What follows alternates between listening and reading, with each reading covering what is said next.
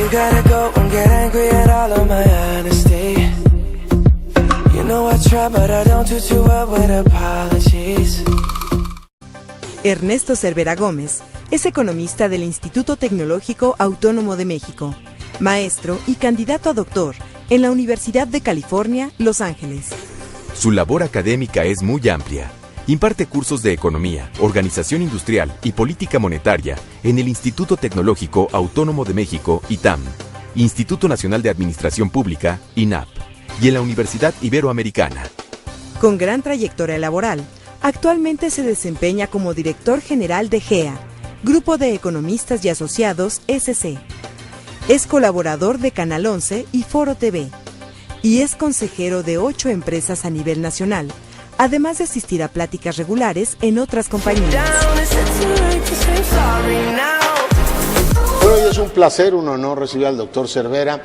Ernesto, bienvenido. Leonardo, ¿qué tal? Muchísimas gracias por la invitación. Verónica, ¿qué tal? Encantado. Bueno, pues habitualmente empezamos esta conversación, Verónica y yo, preguntándole a nuestro invitado si la, digamos, situación general del tema que vamos a tratar. Hoy vamos a hablar de la inserción de México al mundo. ¿Es la adecuada o estamos en una situación más o menos crítica?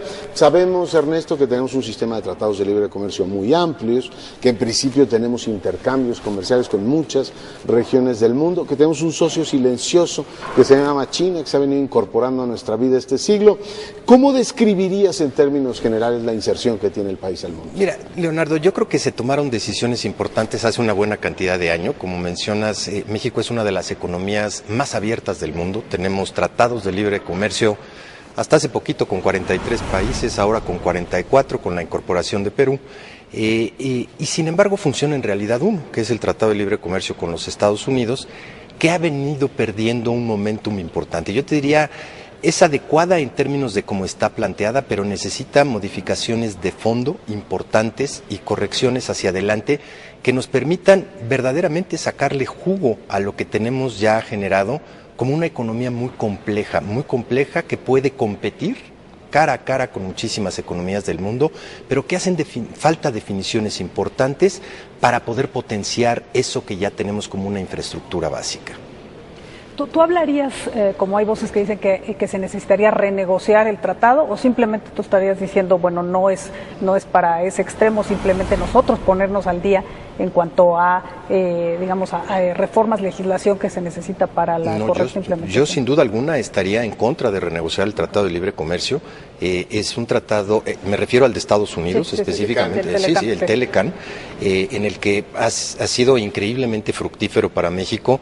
De hecho, sin el Tratado de Libre Comercio en 1995, México hubiera tenido una caída no como la vimos, cercana al 7%, después de la famosísima crisis tequila mexicana precisamente en ese año, sino del 16%, que es precisamente lo que cayó la economía interna. Y el despegue que tuvo la economía mexicana, precisamente derivado y asociado al Tratado de Libre Comercio con Estados Unidos y Canadá, fue espectacular entre 95 y 2000.